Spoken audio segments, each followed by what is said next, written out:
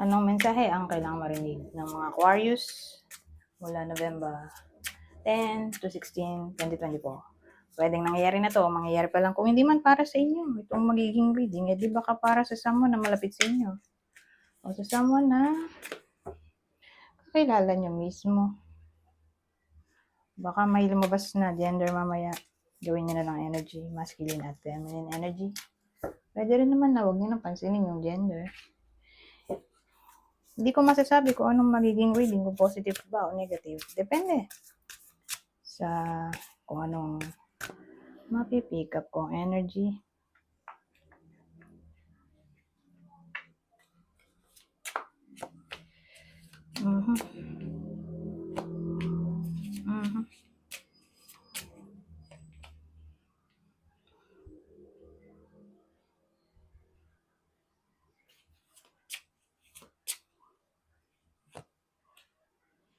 Nine of Wands. Parang nabigla yung babae dito. Parang sinampal ba to? Nakahawak siya sa pisngi niya. Ano kaya yun? Pero Nine of Wands to. Parang nagulat siya. Ano kaya yun?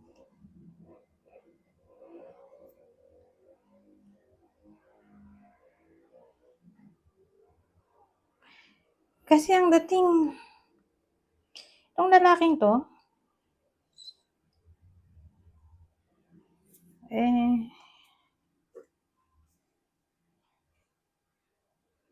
single naman siya. Ano yun?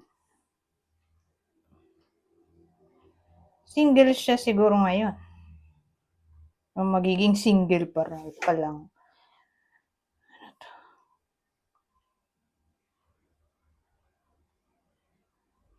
Hindi si single talaga siya eh. Kasi kung gagawin ko tong cheating, to 7 of Swords, the separation, it's 9 of Wands. Dapat King of Cups. O Cups. Court cards na Cups. Kaya yun. So, magkaroon tayo ng iba pang idea. Ano tong 7 of Swords?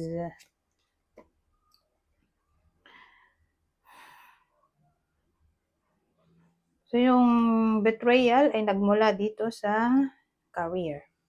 Mabobroken hearted siya. So, ang bida lalaki, single. Na parang, kahit ganun na saktan siya, dahil sa possible betrayal, nandito siya. Papakatatag. Kaya siya nagulat dito. Kasi nga na-betray siya.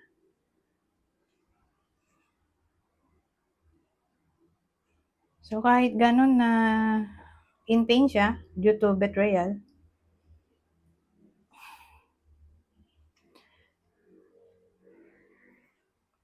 magpapakatatag siya in a way na magiging strong i-face ang problema. Hindi ba siya magre-resign eh? Pero 9 of Wands to. Ito ay card ng courage. O courage. Of being resilient, flexible. Perseverance, persistence, consistency. O pagharap pa rin sa battle, endurance. Ganun eh. So again, sa work to. Ewan ko kung anong klaseng betrayal ang nangyayari sa kanya. Pero yun yung pwedeng maging dito. So, source of pain. Betrayal, dishonesty, deception, stealing, scheming, cunning. Ano pa ba? So, ganun. Okay? Backstabbing siguro. Anyways,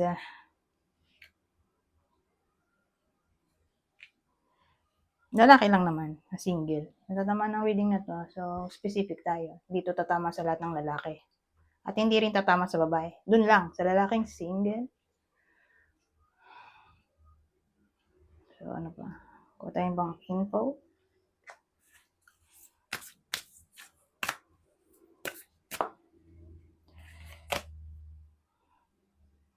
For some of you, pwedeng to, ex-boyfriend, ex-husband na parang masasaktan niya. So, siya to, pwede rin. Anyways, ano to? Spiritual growth? Fun times. So, mukhang magiging ng spiritual growth ang iba sa inyo at isi-celebrate nila to. Ay, fun times eh. Siguro dahil na-overcome nila yung lesson na kailangan matutunan. Diba? Kaya parang may celebration dito. Dahil finally, natapos ng problema na kailangang harapin.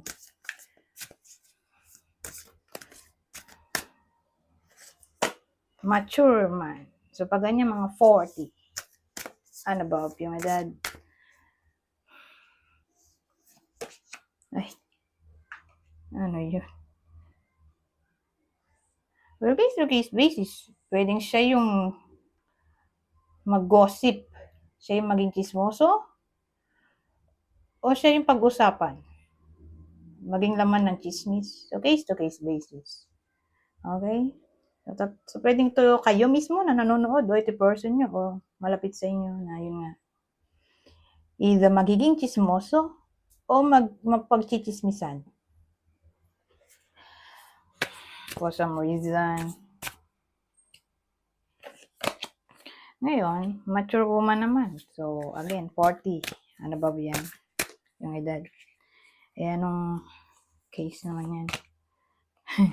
Fair male. Ano meron dito?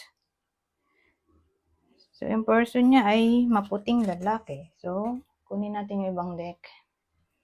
Anong meron sa mga to?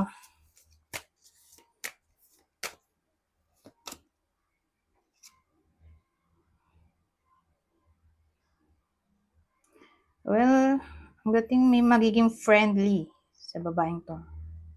Lalaking maputi. Okay? So, sabihin natin may ma-meet siyang someone new. At yung someone new ay magiging friendly sa kanya. O pwedeng kakilala niya to na magiging friendly. Pero at least meron tayong specific clues, di ba? Ito 40. Pataas yung edad, ito naman maputi. So yung maputing lalaki magiging friendly, funny,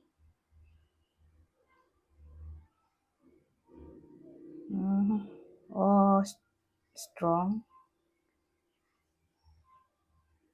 So para tong new connection.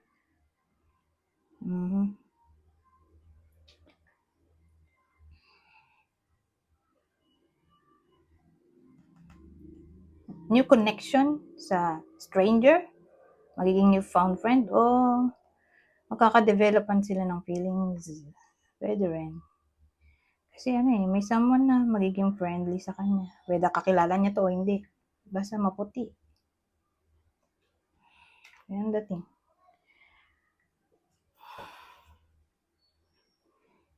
Ngayon, punta tayo dito. Kaya masyadong mahaba pa yung oras. Dagdagan natin.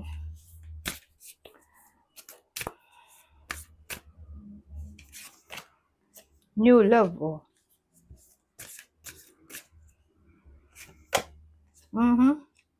So, case-to-case basis, di ba?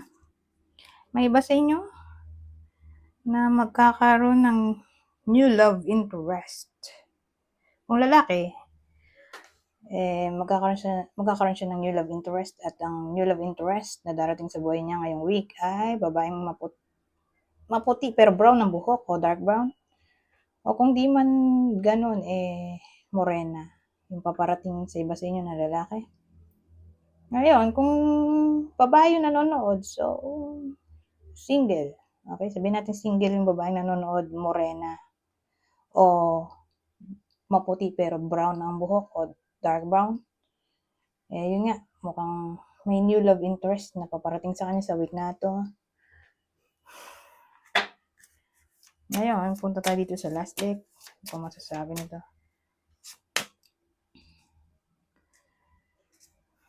Advice sa week na to, get some exercise. As your body becomes stronger, you begin to feel stronger in all ways. So, na-encourage ang exercise sa madaling salita sa week na to para sa iba sa inyo. May winter season ba? Kasi alam ko lang, summer at rainy sa Pilipinas. Pero syempre, may mga tao nasa ibang bansa. Diba? May mga Pilipino rin nasa ibang bansa. Kasi sa ibang bansa, winter season na nga. Diba? Ang winter season ay magsisimula mga September to December. Pero may specific date. Hindi ko lang sure. Kasi yung susunod pagkatapos ng winter, magsisimula din ng December. So again, may specific na date kung kailan mag-e-end at mag-i-start. Pero kung nasa ibang bansa, winter season pa rin kasi November, di ba? Na para bang ngayong week, winter season nga to, ngayong week sa ibang bansa, ang dating dito, the answers to your prayers and affirmations are fully realized in the winter months.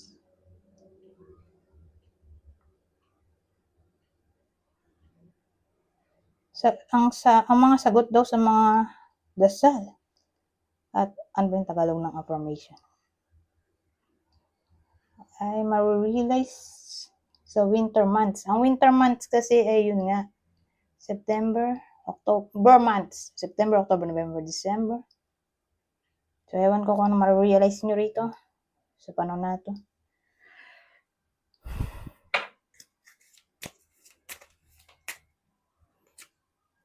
Ito ang huli.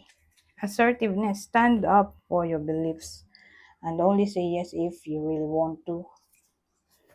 So, sa madaling salita, panindigan ang paniniwala at umuo lang kapag gusto. Kasi mahirap yan. Dati hirap ako din.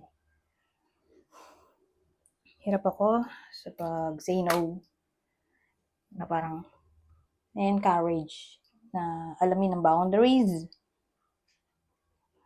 at mag-say yes lang kapag gusto. Mag-ayaw, edi no. Okay? Yun yung natutunan ko habang tumatanda na mag-set ng boundaries. Okay? Wag laging oo ng oo. Pag ayaw mo, edi wag. Huwag mong isipin yung mararamdaman ng ibang tao. Isipin mo rin yung sarili mo. Okay? Kung hindi ka comfortable, edi say no. Diba? Kasi may mga tao nga na selfless. Na sa sobrang selfless, nakalimutan ng sarili. Ayun yung in-encourage dito. Be assertive. Okay? Anyways, hanggang dito na lang. Goodbye for now.